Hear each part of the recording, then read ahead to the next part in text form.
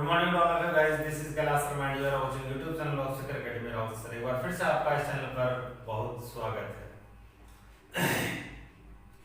Study को start करने से पहले बेसिक थिंग्स के चैनल को सब्सक्राइब कर लेना, जिससे आपको लेटेस्ट क्लासेस का नोटिफिकेशन मिलता रहे।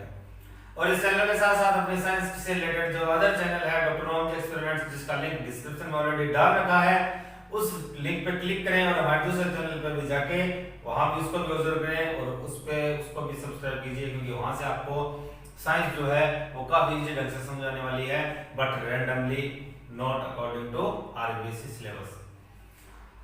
नेक्स्ट ये कि क्लास स्टार्ट करने से पहले आप क्लास को शेयर जरूर कीजिए, अपने फ्रेंड्स को, क्लासमेट्स को क्लास के बारे में जरूर बताइए। क्लास के बारे में नहीं, क्लास के बारे में, अपनी जो चल रही है उस क्लास के बारे में। और नेक्स्ट गाइस, अपने एक और आप लोगों के लिए बेहतरीन यह है कि डिस्क्रिप्शन बॉक्स में जब आप जाएंगे तो वहां आप हमारे चैनल के जस्ट नीचे आपको या थोड़ा सा और नीचे प्लेलिस्ट के लिंक मिल जाएंगे, जिससे आपको क्लासेस फाइंड करने की प्रॉब्लम नहीं रहेगी।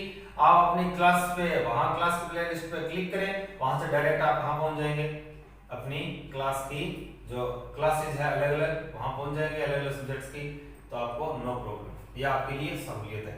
तो आज अपने कर रहे हैं एटॉमिक मॉडल वाला लेसन, जो आज अपने क्या कर देंगे, कंप्लीट कर देंगे। क्या कर देंगे? कंप्लीट कर देंगे। तो इसके अंदर क्या कर रहे थे, अपने एटॉमिक रेडियस को पढ़ रहे थे। वो रेडियस अपन लोगों ने कंप्लीट कर ली थी। अब लोग कह रहे थे कि साइज छोटा हो जाता है, बड़ा होता है। गाइस, इसका बहुत ज्यादा फर्क पड़ता है, छोटा बड़ा होना बहुत ज्यादा फर्क पड़ता है। यहां तक कि सोडियम एटम का रियल के अंदर जो रेडियस होती है वो नियर अबाउट 185 के पास होती है, और जब वो इलेक्ट्रॉन डोनेट करके इफेक्टिव न्यूक्लियर चार्ज इंक्रीज हो जाता है और उसका साइज जो होता है अपने कोरेस्पोंडिंग एटम के रिलेटिव में काफी छोटा हो जाता है, तो उसका साइज हो जाता है नियर अबाउट 90 पिकोमीटर के पास, यानी आधा फर्क हो जाता है। ऐसे क्लोरीन का डबल हो जाता है नियर अबाउट, जब वो इलेक्ट्रॉन गेन करके क्या करता है, कैटायन फॉर्म करता है। Understand guys? तो अपने इससे चलते हैं आगे चलते हैं, तो अपने अलग अलग तरह की रेडियस को पढ़ते हैं। First of all is covalent radius. अब कोवेलेंट रेडियस क्या होती है? कोवेलेंट रेडियस के लिए अपने को पहले कोवेलेंट बॉन्ड मालूम होना चाहिए। कोवेलेंट बॉन्ड वो होता है जो इलेक्ट्रॉन की शेयरिंग से बनता है। किससे बनता है? इलेक्ट्रॉन की शेयरिंग से।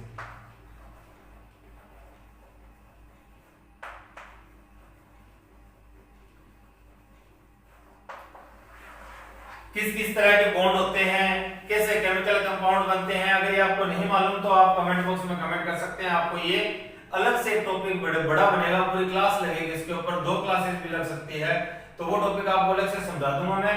लेकिन आपको यहाँ मालूम ये होना चाहिए कि कोवेलेंट बॉन्ड जो है वो इलेक्ट्रॉन की शेयरिंग से बनता है। ये तो मान ही लो गाइस कि जो एटम जो है वो बॉन्डेड जब होते हैं ना, तो वो कुछ या फिर कुछ देंगे या फिर कुछ लेंगे, इसी तरह बॉन्डेड होते हैं। अंडरस्टैंड? तो या फिर तो वो इलेक्ट्रॉन देते हैं या फिर इलेक्ट्रॉन लेते हैं, यानी कुछ ना कुछ उनके बीच रिश्ता हो जाता है। तो यहाँ इलेक्ट्रॉन की शेयरिंग होती है, पार्टनरशिप में आते हैं। It is also kind of relation. So ये भी बॉन्डेड हो जाते हैं, और इस तरह के बॉन्ड को कौन सा बॉन्ड बोलते हैं? Covalent bond. अब कोवेलेंट बॉन्ड जो है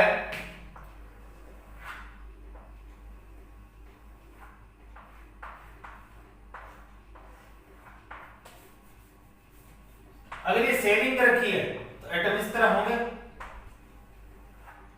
यानी कि ये एक दूसरे के शेयरिंग में होंगे, और शेयरिंग के लिए मैंने क्या कर दिया, ये शो कर दिया।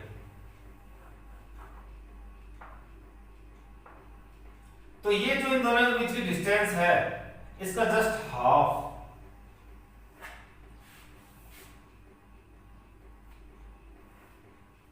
तो ये वाली जो रेडियस है इसे क्या बोलेंगे? RC, covalent radius. C किसको रिप्रेजेंट कर रहा है? कोवेलेंट को। क्या हो गया? Covalent radius. The distance between 2 internuclear atom which are covalently bonded are known as covalent radius.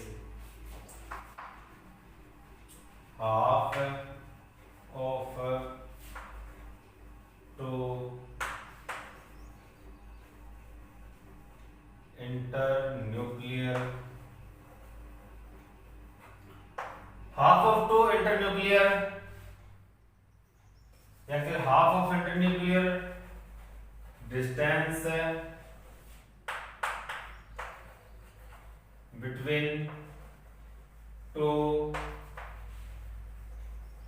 Covalently bonded atom. Covalent bond से जो बॉन्डेड एटम हो गए उनके बीच की डिस्टेंस क्या होगी, ये होगी r। Understand guys? तो ये अपनी क्या क्लियर होती है, कोवेलेंट रेडियस। कोवेलेंट बॉन्ड मैंने कहा कि इलेक्ट्रॉन की शेयरिंग से बनता है, ये मैंने इसके शो कर दी, दोनों क्रॉस करवा के शेयरिंग। उसके बाद है next van der Waals radius.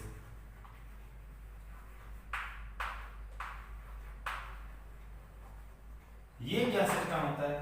Von der Waals radius जो होते हैं ये दोनों में इलेक्ट्रॉन की शेयरिंग वगैरह नहीं होती, एक दूसरे के पास होते हैं, और ये मॉलिक्यूल्स में होता है। किसमें होता है? मॉलिक्यूल्स में। यानी कि अगर दूसरा इस तरफ कोई ऐसा ही मॉलिक्यूल है,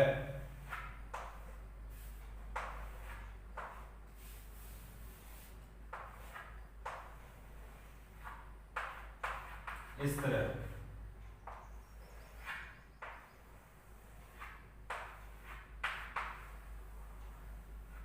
तो ये भी कोवेलेंट बॉन्ड से बना मॉलिक्यूल है, ये भी मॉलिक्यूल है, और ये दोनों मॉलिक्यूल पास में यहां। तो इस टाइम ये जो नॉन बॉन्डेड मॉलिक्यूल्स हैं, नॉन बॉन्डेड मॉलिक्यूल्स हैं, इन दोनों के बीच का जो डिस्टेंस है ये क्या होता है? Van der Waals radius Rw। Van der Waals radius Rw। तो क्या लिखूंगा मैं? The half of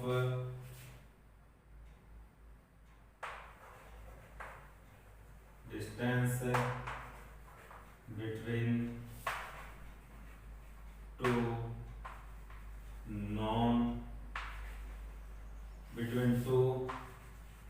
atom of non bonded molecule। Understand guys? तो ये क्या हो गई? वॉन डेर वाल रेडियस की डेफिनेशन हो गई। यहां से क्या आपको मालूम चल रहा है क्या एक रिलेशन कि वॉन डेर वाल रेडियस तो क्या है, यहां से लेकर यहां तक कंप्लीट है, यानी पूरी रेडियस है, लेकिन ये पूरी रेडियस नहीं है। कोवेलेंट रेडियस यहां तक होनी चाहिए, लेकिन ये यहां तक ही है, तो ये थोड़ी सी कम हो जाती है। तो मालूम चल रहा है अपने को Rw is greater than Rc। समझ आ गई बात? तो कोवेलेंट रेडियस की डेफिनेशन क्या है? Half of internuclear distance between to covalently bonded atom. और वॉन डेर वाल की क्या बताती है? The half of distance between to atom of a non bonded molecule. Understand guys? तो मैं बोर्ड को साफ कर रहा हूं। ऐसे ही मेटेलिक रेडियस भी होती है। क्या होती है? मेटेलिक रेडियस भी होती है। मेटल का क्या सिस्टम होता है? मेटल इस तरह पास पास होते हैं, मेटल इस तरह पास पास होते हैं, तो इन्हीं टू जो अपने पास एटम है उनके बीच का distance, half of the distance between two nucleus, इनको क्या बोलेंगे? न्यूक्लियस बोलेंगे अपने। The half of the distance है between two nucleus of a atom in crystal lattice structure. ये क्रिस्टलेटिक स्ट्रक्चर होती है, उसे क्या बोलेंगे? अपने मेटेलिक रेडियस बोलेंगे। क्या बोलेंगे? Metallic radius. अंडरस्टैंड? तो अपने बोर्ड को करते हैं साफ, उसके बाद चलते हैं अपने नेक्स्ट टॉपिक पे। स्क्रीनशॉट लेना चाहते हैं वो स्क्रीनशॉट ले सकता है।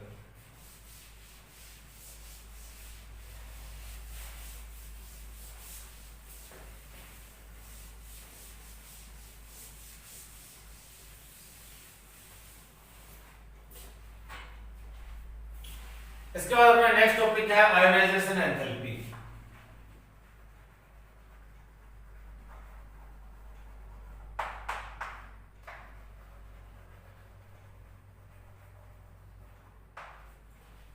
Electron gain enthalpy.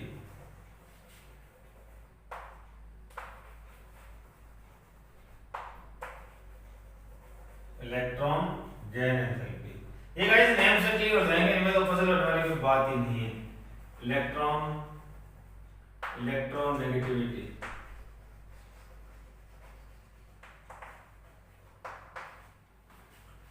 Ionisation enthalpy क्या होती है? इलेक्ट्रॉन अगर अपने निकाले किससे? वैलेंसी सेल से। किसी एटम के वैलेंसी सेल से अगर अपने इलेक्ट्रॉन बाहर निकाले तो उसके लिए अपने उसको एनर्जी देनी पड़ेगी, कुछ ना कुछ क्या देनी पड़ेगी, एनर्जी देनी पड़ेगी।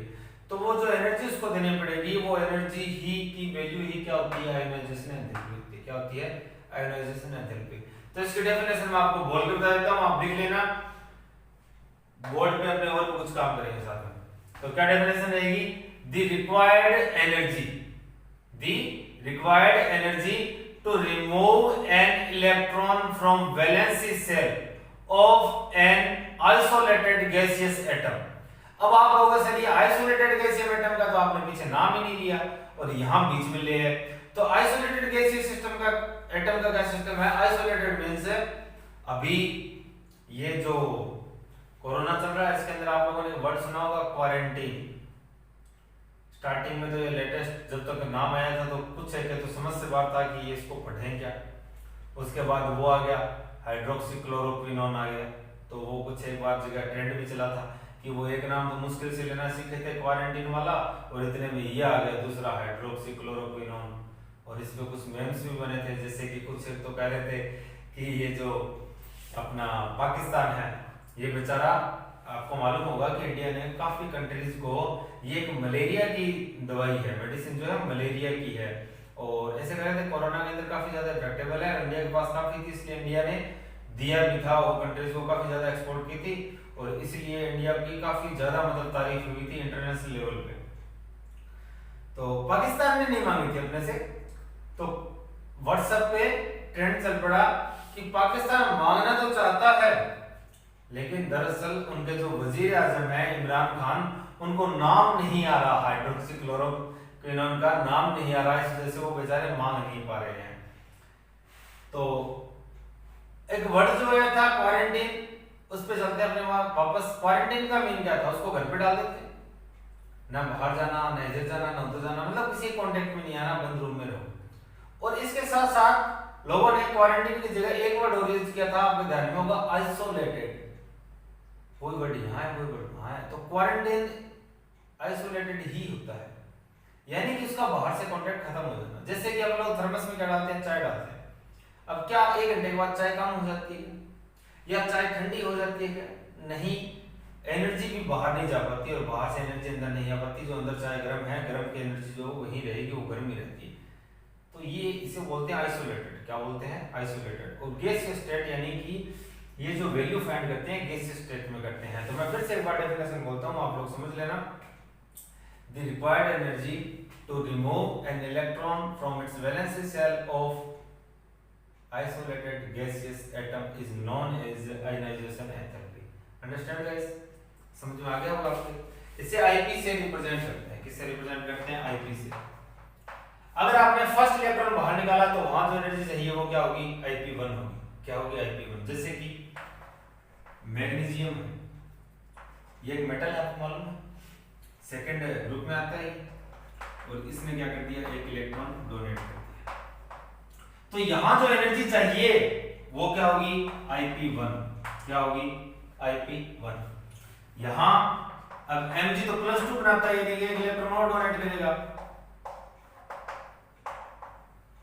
तो इस टाइम जो एनर्जी चाहिए उसे क्या बोलेंगे, IP2। इस तरह थर्ड इलेक्ट्रॉन के लिए IP3।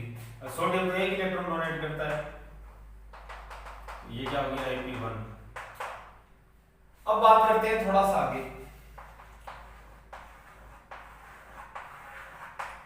ये सोडियम की कंडीशन है,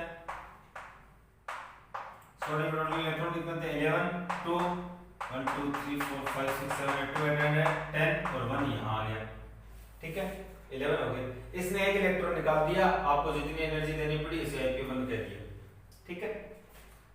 अब ये कंप्लीट है, यानी कि वो क्या है, स्टेबल है। क्या है, स्टेबल है।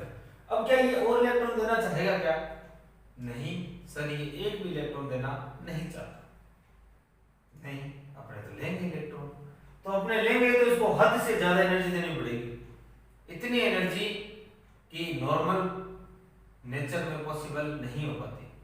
तो क्या कहोगे, IP2 दूसरा इलेक्ट्रॉन निकालने में जो IP2 चाहिए उसकी वैल्यू IP1 से बहुत ही ज्यादा है। क्यों है, सोडियम के लिए समझ गए हम, कि IP1 होते ही उसके बाद इलेक्ट्रॉन के बाद उसका वो सिस्टम कंप्लीट हो जाता है, ऑक्टेट उसका कंप्लीट हो जाता है।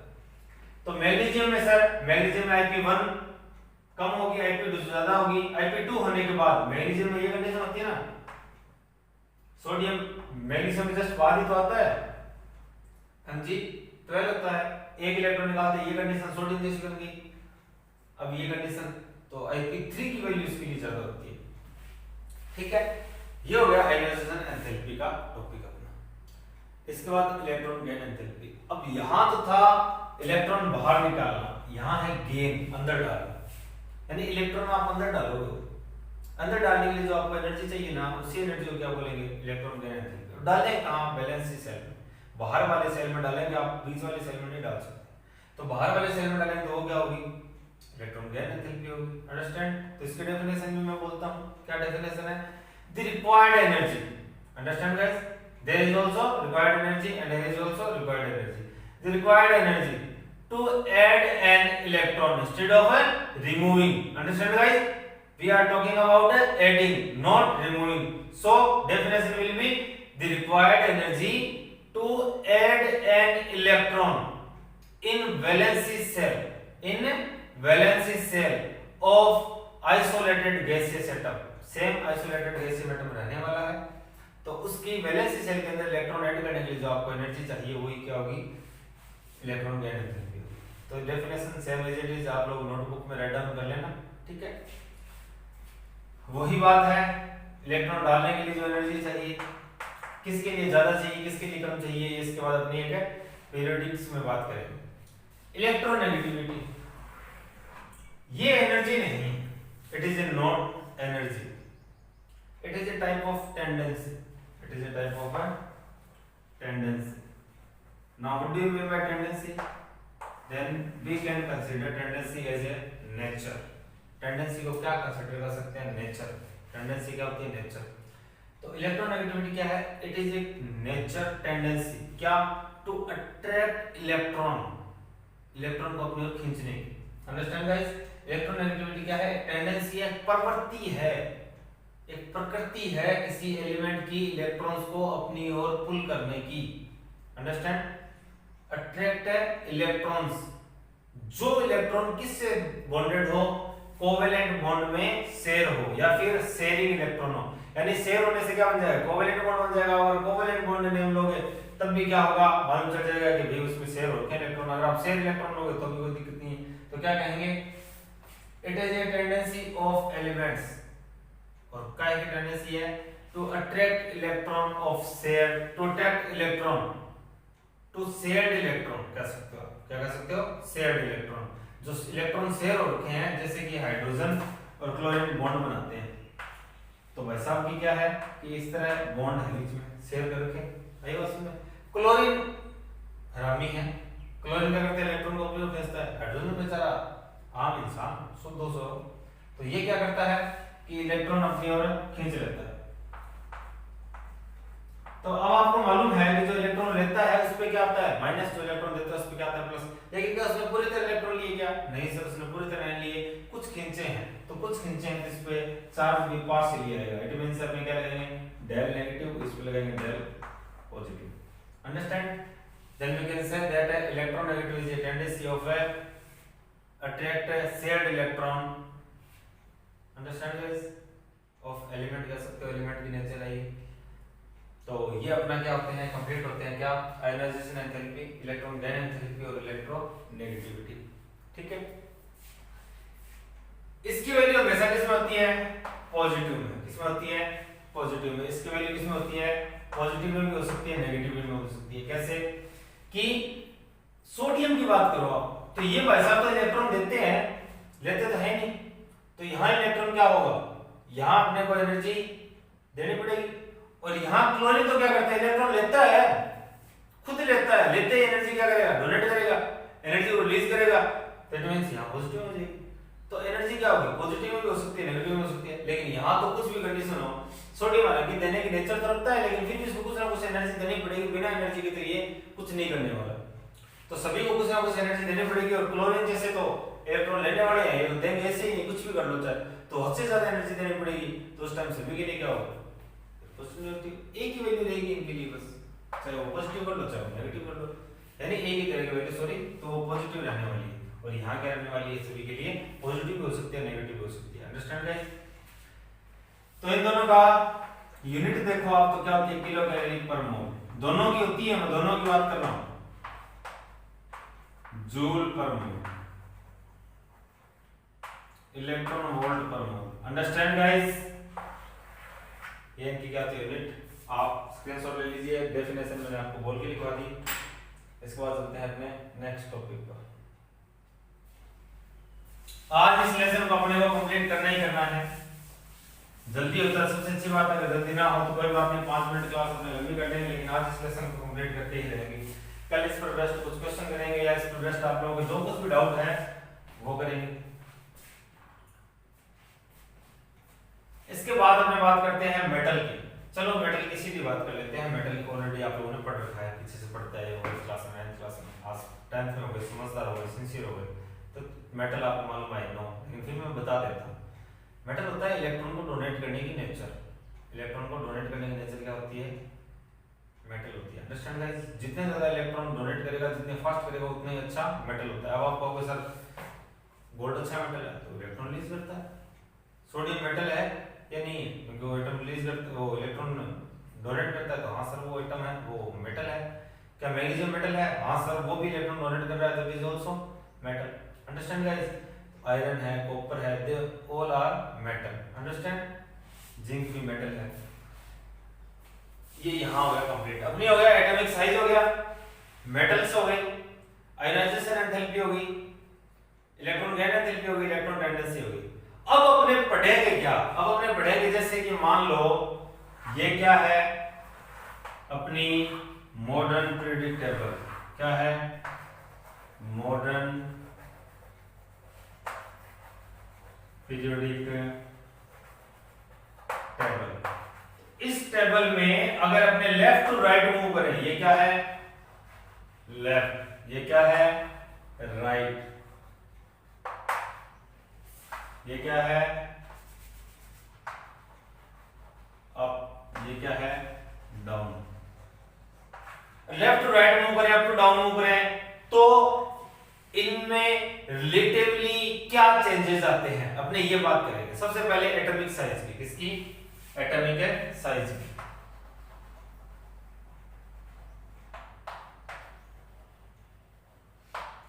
यहां क्या है?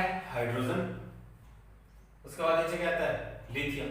तो हाइड्रोजन 1H होता है, हीलियम का 3Li होता है, उसके बाद क्या आता है? Sodium 11 sodium. तो इसका साइज देखो आप, एक ही क्लास होगी, इसमें कितनी ऑर्बिट्स होगी? सॉरी 2 ऑर्बिट होगी, इसमें कितनी ऑर्बिट होगी? 3 होगी। क्या ऊपर से नीचे आ रहे हैं? फर्स्ट जो पीरियोडिक टेबल है उसमें देखना, पहले हाइड्रोजन है, फिर लिथियम है, फिर सोडियम है, नीचे इस तरह। तो अप टू डाउन मूव कर रहे हैं, तो इस तरह साइज क्या हो रहा है? इंक्रीज हो रहा है। सर कह रहे हैं, आप कह रहे हो मर्जी से साइज इंक्रीज कर रहे हैं। अरे मैं मर्जी से नहीं कर रहा। 2 8 8 इस तरह इलेक्ट्रॉन्स इसमें आते हैं, 2 आएंगे इलेक्ट्रॉन, इसके पास एक ही है तो एक के लिए एक ऑर्बिट काफी है, या 3 है, फर्स्ट में 2 आ गए, थर्ड के लिए एक और डालना पड़ेगा ऑर्बिट, इसके लिए 3 ऑर्बिट डालने पड़ेंगे। ये नेचर करती है, मैं कुछ नहीं करता। अपने बस कैसे करती है थोड़ा सा समझने की कोशिश करते हैं और फिर आपको समझाने की कोशिश करते हैं। अगर समझ में आए तो बहुत अच्छी बात है, आ तो जाएगा धीरे धीरे, टेंशन मतलब, बस मेहनत करते रहो कंटिन्यू। एटॉमिक साइज की बात कर रहे हैं तो अपने को क्या मालूम चल रहा है? अप टू डाउन क्या हो रहा है? इंक्रीज हो रहा है। हो रहा है कि नहीं हो रहा? Atomic size up to down करने पे क्या हो रहा है? इंक्रीज। क्या हो रहा है? इंक्रीज। Understand guys? अब लेफ्ट टू राइट मूव करते हैं, हाइड्रोजन से हीलियम पे जाते हैं। ऊपर ऊपर ही समझ लेना, नीचे आओगे तो गड़बड़ होगी ज्यादा। यह हाइड्रोजन का हीलियम का 2He होगा। देखो यहां 2 इलेक्ट्रॉन, तो उसके लिए भी एक सेल काफी है, एक सेल में आ जाएंगे। ठीक है, अगर थर्ड इलेक्ट्रॉन आता है तो थर्ड सेल अपने को बनानी पड़ती है, थर्ड ऑर्बिट बनानी पड़ती है। यहां प्रोटॉन कितना था? 1, यहां प्रोटॉन कितने हैं? 2, यानी कि यहां तो खींचने वाले एक है, अपनी ओर पुल करने वाला एक है, यहां पुल करने वाले 2 है। ज्यादा किसमें? हीलियम में। क्या सेल बढ़ी क्या? नहीं सर, सेल तो एक ही है, लेकिन खींचने वाले क्या हो गए? बढ़ गए। बढ़े कि नहीं बढ़े? बढ़ रहे हैं ना, तो बढ़ने से वो खींच लेंगे, अपने थोड़े से पास में कर लेंगे। यानी कि इफेक्ट, और यही चार्ज हम लोगों ने कल बात की थी, कल की क्लास के लास्ट में टॉपिक अपना यही रहा था इफेक्टिव न्यूक्लियर चार्ज का। तो वो इफेक्टिव न्यूक्लियर चार्ज इंक्रीज हो जाता है, अपने पास खींच लेते हैं वो, इस इफेक्टिव न्यूक्लियर चार्ज की वजह से वो पास पास हो जाते हैं और साइज क्या हो जाता है, छोटा हो जाता है। तो अगर लेफ्ट टू राइट मूव करते हो तो एटॉमिक साइज क्या होता है, डिक्रीज होता है। ठीक है, अब बात करते हैं मेटेलिक प्रॉपर्टीज की। मेटेलिक प्रॉपर्टीज मैंने आपको कहा जितनी जल्दी इलेक्ट्रॉन डोनेट किया उतना ही अच्छा एटम। जैसे जैसे साइज बड़ा होता जा रहा है, यहां एटम आ गया, अब साइज बड़ा हो रहा है तो ये दूरी ज्यादा बढ़ रही है, आगे आने वाला में कैसे हो जाएगा, तो ये लेंथ काफी ज्यादा बढ़ रही है, तो इसका कंट्रोल इस इलेक्ट्रॉन पे नहीं रहता, ये जाएगा तो जाएगा ही, इसका कंट्रोल इस पे नहीं रहता, यानी आसानी से बाहर आ जाता है, और आसानी से बाहर आ जाएगा तो उतना अच्छा मेटल होगा। तो ऊपर से नीचे आने पे एटॉमिक साइज बड़ा होता जा रहा है, जिससे इफेक्टिव न्यूक्लियर चार्ज डिक्रीज होता जा रहा है, यानी कि चार्ज क्या होता जा रहा है, इसका इस पे कम होता जा रहा है। इसे इफेक्टिव न्यूक्लियर चार्ज हम लोगों ने लास्ट क्लास में पढ़ा था, ये कम होता जा रहा है due to decreasing effective nuclear charge, electron can release easily and form metal easily. तो अप टू डाउन मूव करने पे एटम मेटेलिक प्रॉपर्टीज क्या होती है, बढ़ती है, मेटल आसानी से बनते हैं। मेटेलिक प्रॉपर्टीज क्या होती है, इंक्रीज। और ऐसे ही लेफ्ट टू राइट मूव करते हैं तो क्या होता है, तो सर साइज छोटा हो रहा है, इफेक्टिव न्यूक्लियर चार्ज बढ़ता जा रहा है, जिससे मेटेलिक प्रॉपर्टीज क्या होगी, डिक्रीज होगी। क्या होगी, मेटेलिक प्रॉपर्टीज क्या होगी, डिक्रीज होगी। दोनों सेम है, एटॉमिक साइज की और मेटेलिक प्रॉपर्टीज की। अगर अपने मॉडर्न पीरियोडिक टेबल में लेफ्ट टू राइट मूव करते हैं तो डिक्रीज होती है दोनों ही, अप टू डाउन मूव करते हैं तो इंक्रीज होती है। अब बात करते हैं आयोनाइजेशन एंथैल्पी की। आयोनाइजेशन एंथैल्पी यानी कि इलेक्ट्रॉन बाहर निकालने के लिए एनर्जी जो चाहिए, तो ये तो अपने आप निकल रहा है, ऊपर नीचे आ रहे हैं, ऊपर से नीचे आ रहे हैं, साइज बड़ा होता जा रहा है, अपने आप निकलता जा रहा है, एनर्जी की जरूरत ही नहीं है देने की। ऊपर वाला में एनर्जी का ज्यादा देनी पड़ेगी क्योंकि वो पास में है, इलेक्ट्रॉन आसानी से जाता नहीं, ये तो अपने आप निकल रहा है, तो ऊपर ज्यादा एनर्जी चाहिए, यानी ऊपर वाले में एनर्जी ज्यादा और नीचे वाले में एनर्जी कम। तो अप डाउन मूव करने पे ऊपर वाले में ज्यादा और नीचे वाले में कम, इट मींस एनर्जी क्या हो रही है, डिक्रीज हो रही है। तो आयोनाइजेशन एंथैल्पी क्या हो रही है, अप डाउन मूव करने पे आयोनाइजेशन एंथैल्पी क्या हो रही है, अप डाउन मूव करने पर डिक्रीज हो रही है। अब लेफ्ट टू राइट मूव करते हैं तो साइज छोटा होता जा रहा है, इलेक्ट्रॉन पास आते जा रहे हैं, इफेक्टिव न्यूक्लियर चार्ज इंक्रीज होता जा रहा है, इलेक्ट्रॉन आसानी से निकलेगा नहीं, आपको ज्यादा एनर्जी देनी पड़ेगी, आयोनाइजेशन एंथैल्पी ज्यादा देनी पड़ेगी।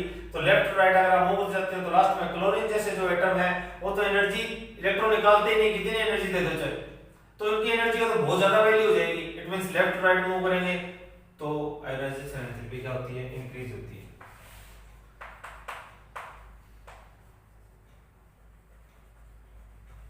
ऑपोजिट होना स्टार्ट हो गया ना, तो आयोनाइजेशन एंथैल्पी एटॉमिक साइज की और मेटेलिक प्रॉपर्टीज क्या होती है, ऑपोजिट होती है।